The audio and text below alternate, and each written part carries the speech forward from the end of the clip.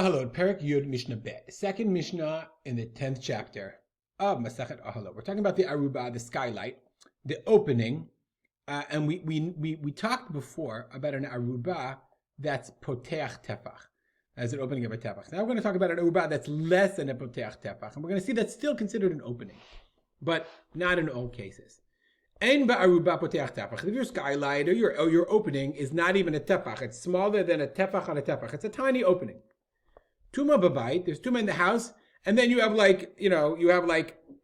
cup, a tiny cup, or I don't know, a pen standing up under this aruba, literally. Tuma b'bayit, keneged aruba tahor. You've got a plumb bob dropping down, you know exactly where it is, then corresponding to the aruba is not. Okay, it's still open to the space of the sky. Tuma keneged aruba, if there's tuma corresponding to the aruba, even though it's less than a poteach tefach, habayit tahor. The house is still tahor.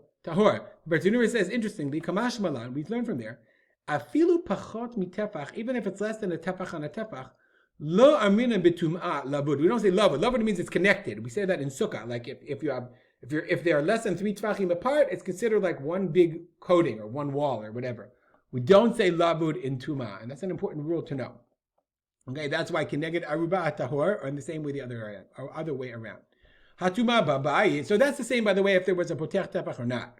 But if there's tuma in the house, natan et raglo milamalan, and you put your foot above it, tahor. Meaning, if you put your foot over the small opening, guys put its foot over there, the foot is not mitameh. It doesn't mix. In the last Mishnah we said it mixes it all together. Here it's not. The foot cannot become mitameh because it's not even a poteach tefach. But hatuma keneged aruba. If the tuma is corresponding to aruba, remember we said it goes straight up. Natan et raglo milamalan. If you put your foot there, then Rabbi Meir mitame. Rabbi Meir says, listen. If you put your foot above the aruba, where the tuma is, directly over the space where the aruba is, then it's tameh. But it's not a poteach tefach. Chachamim omrim, im tum'a kadmat raglo tameh. If the tuma was there first, then the tuma was rising up, and therefore, even though it's not a poteach tefach, if you put your foot above this little hole, it's tameh. But im raglo kadma et tuma tahor. If your foot was there first, over this little hole, you have the hole, you put your foot there, and then somebody put tuma under the hole, then it's tahor, because it wasn't a poteach tefach, it was considered closed. Let's look at the Bartanura for a second. Shekodem sheba'a tuma, before the tuma came, kvar na'asa ohel satum, it's already a closed ohel.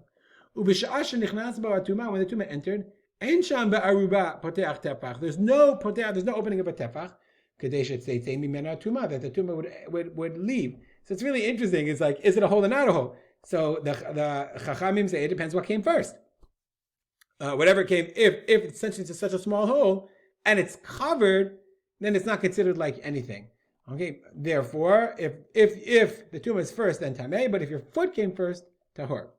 Rabbi Shimon says, it's by the way, it's unclear. The Bartanura says that Rabbi Shimon is arguing in the Bartanura. Some say Rabbi Shimon is adding. Rabbi Shimon says, look. Shtei raglayim. You have 2 feet. Zu agazav. 2 guys. One guy puts his foot over the hole, and another guy puts his foot over the hole. Shekadmu et tuma. Okay, the day came before the tuma. Mashach harishon et raglo. V'nimtza raglo shel sheni sham. So the first pulls his foot out, and then the second guy now is on the hole. But in reality, like first foot, you have hole. You just imagine the hole. Then a first foot, and then a second foot. Okay, so now the tuma is there. So when you pull your hand out, boom, the tuma was now there before the second foot. Nonetheless, tahor, it's still tahor. Why? Because